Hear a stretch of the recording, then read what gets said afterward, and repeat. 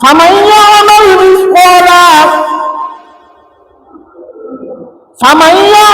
মিসকালা যাররাতিন, যাররা মানে কি? উগ্র ভালোরে 70 ভাগ ধরি, যেই ভাগ তার ভিতরে কি হয়? যাররা।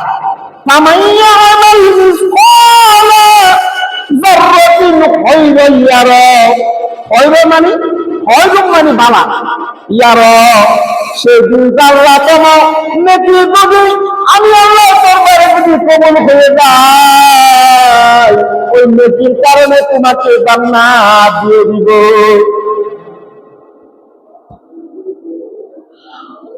ومن يعمل مثقال ذرة شرا يره,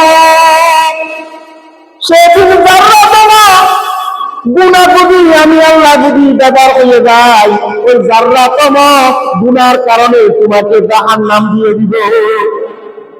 দেখেন, যাররাতম সব যদি আল্লাহর দরবারে যদি কবুল হয়ে যায়, তোমাকে জান্নাত দিয়ে দিবি।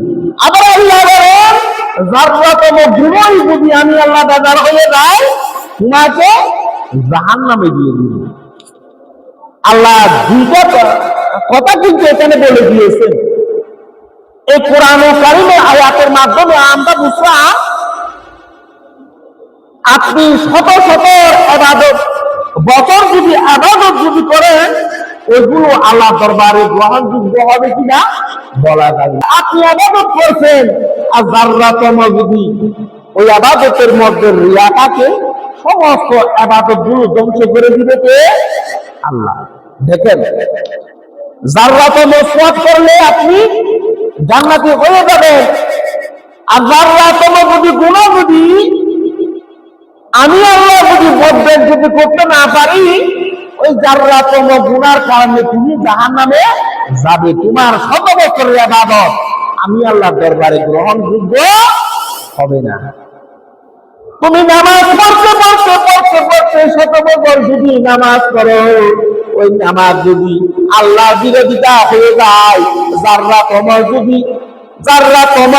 আমাদের মধ্যে বুঝে আল্লাহ যদি কোনো ধরনের যদি রিয়া খুঁজে পাই, আল্লাহ যদি রুটিকতা খুঁজে পাই, এলে তোমার শত বছরের আমল নামাগুলো আল্লাহ তাআলা ব্যবহার হওয়ার কারণে সমস্ত আমল বরবাদ হয়ে যাবে। আর যদি আপনি শত শত বছর ঘুরে করলেন, যাররাতম একটা ভালো কাজ করলেন, ওই ভালো কাজের কারণে والذين يأكلون ربنا اصرف عنا عذاب جهنم, আপনি শত বছর খারাপ কাজ করলেন, যাররাতম সওয়াব যদি আল্লাহর দরবারে কবুল হয়ে যায়, ওই সওয়াবের কারণে আল্লাহ তাআলা তোমার শত বছরের জিন্দেগির গুনাহ ক্ষমা করে দিয়ে যাররাতম সওয়াবের কারণে আল্লাহ তাআলা তোমাকে জাহান্নাম থেকে জান্নাতে দিয়ে দিবে। তাহলে আমরা এই কোরআন কারীমের আয়াতের মাধ্যমে বুঝলাম, ইবাদত করতে হবে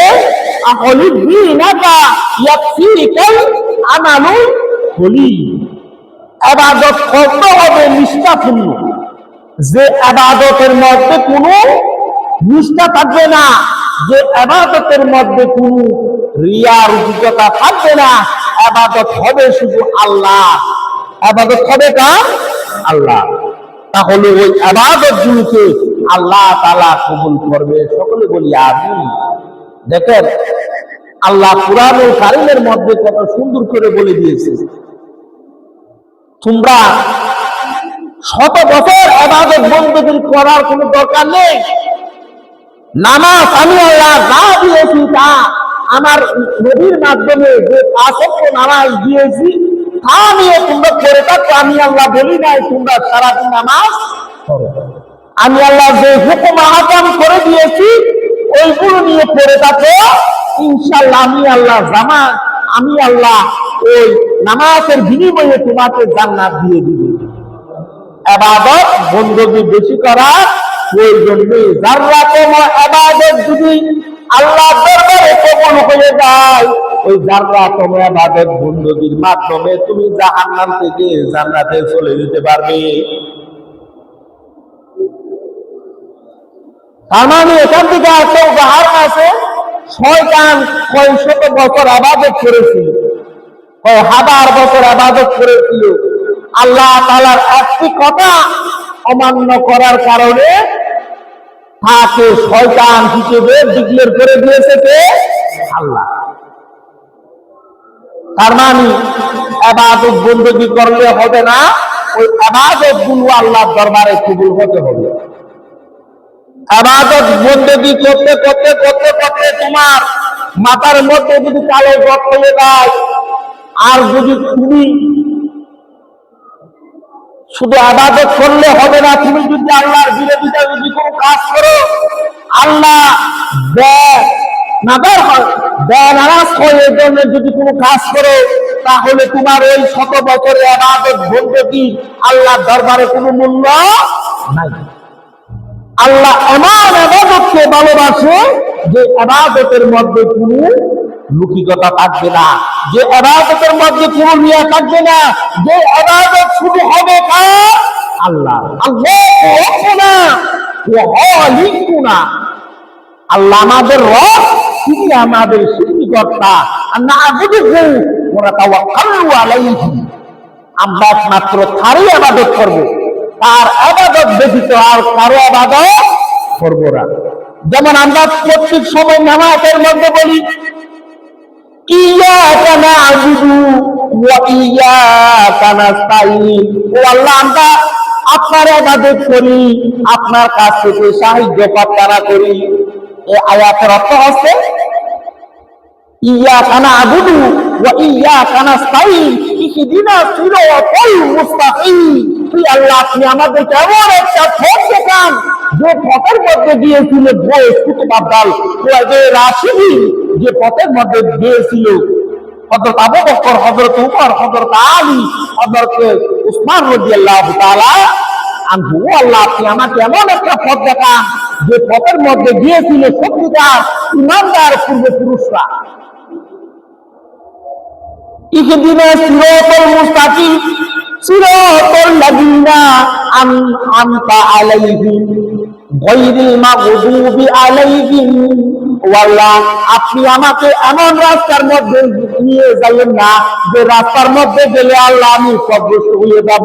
ও আল্লাহ আপনি আমাকে এমন একটা রাস্তার মধ্যে নিয়ে যান যে রাস্তার মধ্যে গেলে আল্লাহ আমি সরাসরি আপনাকে দিয়ে যাব। তাহলে রাস্তা আছে কয়টা? দুইটা, একটা জান্নাতের রাস্তা, একটা জাহান্নামের রাস্তা। ইচ্ছা করলে তুমি জান্নাতের রাস্তার দিকে যেতে পারো, ইচ্ছা করলে তুমি জাহান্নামের রাস্তার দিকে যেতে পারো।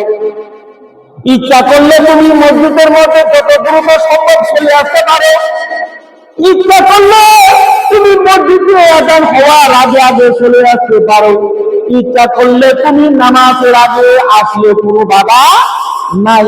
কিন্তু আল্লাহ তাআলা বলেন আমি আল্লাহ দুনিয়ার জমিনের মধ্যে তোমাদেরকে পরীক্ষা করার জন্য পাঠাইছি। যে বান্দা বান্দীরা আমি আল্লাহর কাছে পরীক্ষার মধ্যে উত্তীর্ণ হবে, সেই বান্দাগুলোর জন্য আমি আল্লাহ এমন জান্নাতের সুসংবাদ দিয়ে রেখেছি।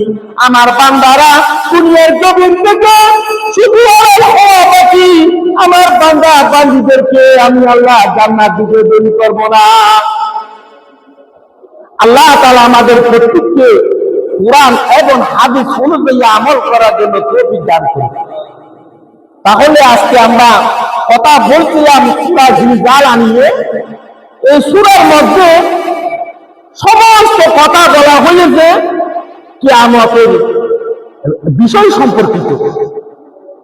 এই সূরার মধ্যে এমন এমন কয়েকটা কথা বলা হয়েছে যে কথাগুলো যদি কোনো বান্দা যদি আমল করে, এই কথাগুলো যেমন সামান্য আমল করা যাররাতিন খায়রান ইয়ারা, যদি এই একটা আয়াতকে যদি কোনো মুমিন মুসলমান যদি আমল করতে পারে, এই আয়াতের মাধ্যমে সে জান্নাতে চলে যাবে। এই জিলজালা শব্দের অর্থ ভূমিকম্প, কম্পন। আল্লাহ তাআলা তাই বলেন ওয়াকালাল ইনসানু মা লাহা, ও মানব জাতিরা তোমরা সেই দিন আসার আগে তোমরা আমি আল্লাহকে তালাশ করো, সেই দিন আসার আগে যদি তোমরা আমি আল্লাহকে যদি পেয়ে যাও, আমি আল্লাহর রাস্তার মধ্যে যদি চলে আসে, আমি আল্লাহর রাস্তা থেকে কখনো পদভ্রষ্ট হবে না। সেই দিন কোন দিন? কিয়ামতের আগে। কিয়ামত হয়ে গেলে তোমার তওবা আল্লাহর দরবারে কোনো গ্রহণযোগ্য হবে না। যা করতে হবে কিয়ামত গঠিত হওয়ার আগে তোমাকে আল্লাহর দরবারে তওবা করতে হবে।